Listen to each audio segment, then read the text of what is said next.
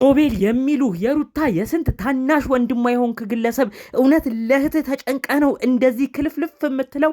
አሁን ደግሞ እንግዲህ ይህም ባለሀብት ያላችሁትን ከውጭ መጥቷል ያላችሁትን ደስታ አሯሩጣችሁ ቀለበት እንዲገዛ አድርጋችኋል። አሁን በቀጣይ የምትመለከቱት ቪዲዮ ይህንን መረጃ የምታዳምጡ በሙሉ ይህ ግለሰብ አዲስ የመጣው ግለሰብ ተንበርክኮ ሩታን ታገቢኛለሽ ወይ ብሎ ሊጠይቅ እንደሆነ መረጃውን ሰምቻለሁ። ከዚህ ጉዳይ ጋር ተያይዞ የሩታ የስንት ታናሽ ወንድሟ የሆነው ገንዘብን ብቻ አይኑን ጨፍኖት ጥቅማ ጥቅም ብቻ አይኑን ጨፍኖት እህቱን ለባለ ሀብት ሊድር እየተሯሯጠ ይገኛል። ይህንንም መስመር እንዲይዝለት ደስታ የተባለውን ግለሰብ ፒያሳ አካባቢ ወርቅ ቤት ይዞት እንደሄደና በዛ ወርቅ ቤት የተለያዩ የጣት ልኬቶችን እያደረጉ ሩታ የምትወደው ይህንን ነው እያለ የገዛ ወንድሟ እንግዲህ እህቱን ሊሸጥ እያስማማ እንደሆነ ደርሽበታለሁ።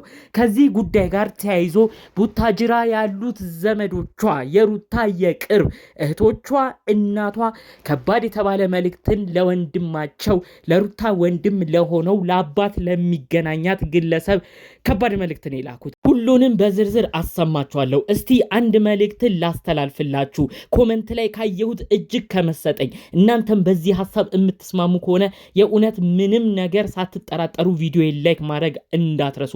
ቀጥታ ኮመንት ላይ የተጻፈውን የወደድኩትን ልንገራችሁ።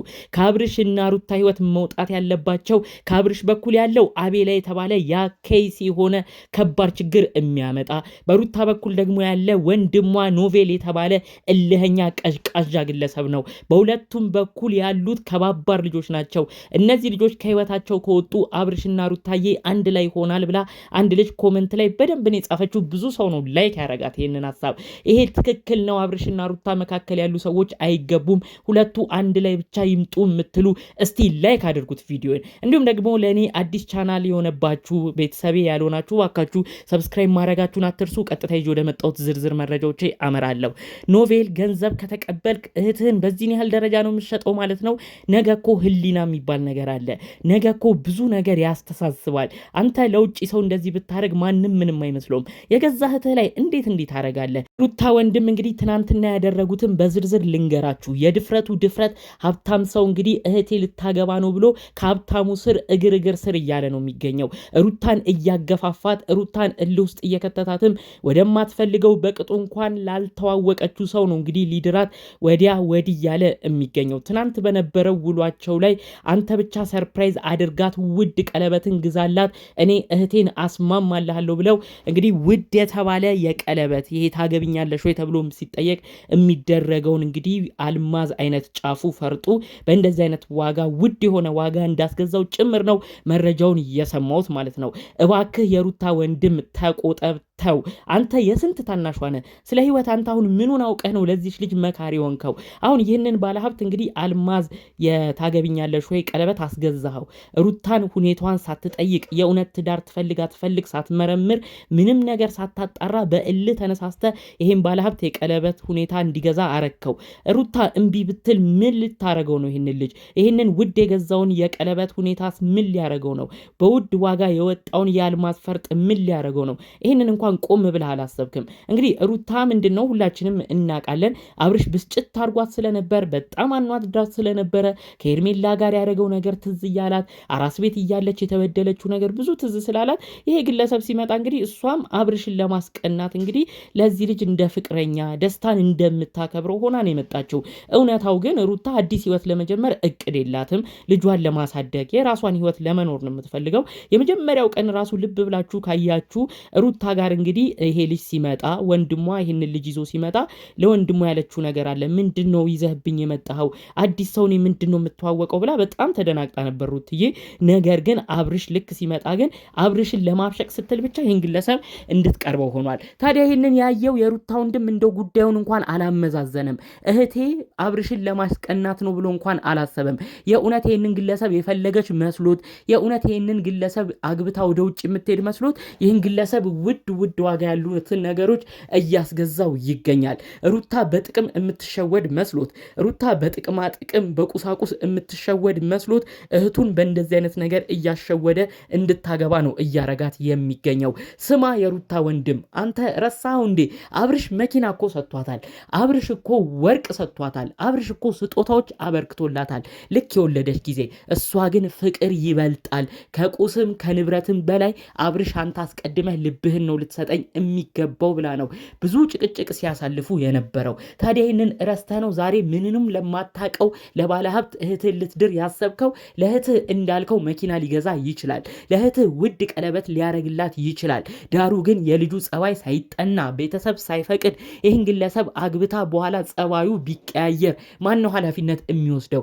አንተ እንዴት እንደዚህ ጥቅም ብቻ ታያለህ? በሌላ በኩል ቡታጅራ ያሉት የሩታ ዋነኛ ዘመዶች በእናት በኩል የሚዛመዷት የእናቷ ልጆች እህቶቿ በቁጣ ሆነው ነው ኧረ ምንድነው አዲስ አበባ የምንመለከተው? ጭራሽ ልጃችንን እህታችንን በዚህን ያህል ፍጥነት ለሌላ ሰው ሊድሯት ነው ወይ ብለው ተደናግጠዋል ማለት ነው። የሩታ የቅርብ ቤተሰቦች እንግዲህ ያሉት ምንድነው እኛ በሩታ በኩል ነው ያለነው፣ መበደሏን መከፋቷን አንፈልግም። አብርሽ ያደረገው ነገርም አበሳጭቶናል። ከሄርሜላ ጋር ያሳለፈው ነገር አስቆጥቶናል። የልጁን እናት ትቶ የገዛ እህታችንን ወገን ዘመዳችንን ትቶ ከሌላ ሴት ጋር መሆኑ አንገብግቦናል። ነገር ግን እልህ ውስጥ ተጋብታ ደግሞ የማታቀው ሰው እጅ ላይ እንድትወድቅ አንፈልግም።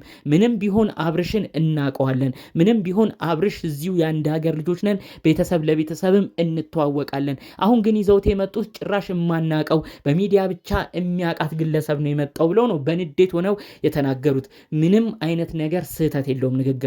የሚገርማችሁ ነገር ከአብርሽ ጋር እንግዲህ ያላቸው ነገር ቢያጋጫቸውም ቢያጣላቸውም አብርሽ የዋህነት አይሉት ምን ይሁን አይታወቅም፣ ሁኔታዎቹ እያበሳጩ ብዙ ችግር ቢፈጠርም የሚገርመው አብርሽ ጨክኖ ሩታን አይጎዳትም። አንዱ ነት ሁለተኛ ደግሞ የአብርሽ ቤተሰብና የሩታ ቤተሰቦች እዛው ታጅራ የሚተዋወቁ አንዱ ቤተሰብ ለአንዱ ቤተሰብ የሚጠያየቁ ናቸው። እንደው ጥል እንኳን የከበደ ነገር ቢመጣ ሽምግልና አንዱ ለአንዱ የሚሄድ ነው። አሁን ግን ይዞት የመጣው ግለሰብ የሩታ ታናሿ የሆነው ግለሰብ ይዞት የመጣው ግን ጭራሽ ምንነቱ የማይታወቅ አንድ ነገር እንኳን እንደው ተጋብተው ወዶ ፈቅዶ እንኳን ቢያገባት ሩታ እንደው ተስማምታ እንኳን ህይወት ብትጀምር አንድ ነገር እንኳን ይሄ ልጅ ቢያረጋት ማንም ነው የሚጠየቅበት ጉዳይ የሌለው። ልጁ ባለሀብት ነው ተብሏል። ከውጭ የመጣ ነው ተብሏል።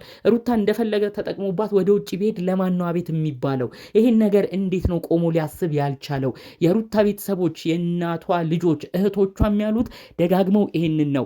ምንነቱን ያላወቅነውን ሰው እንዴት ነው የሚያመጣብን?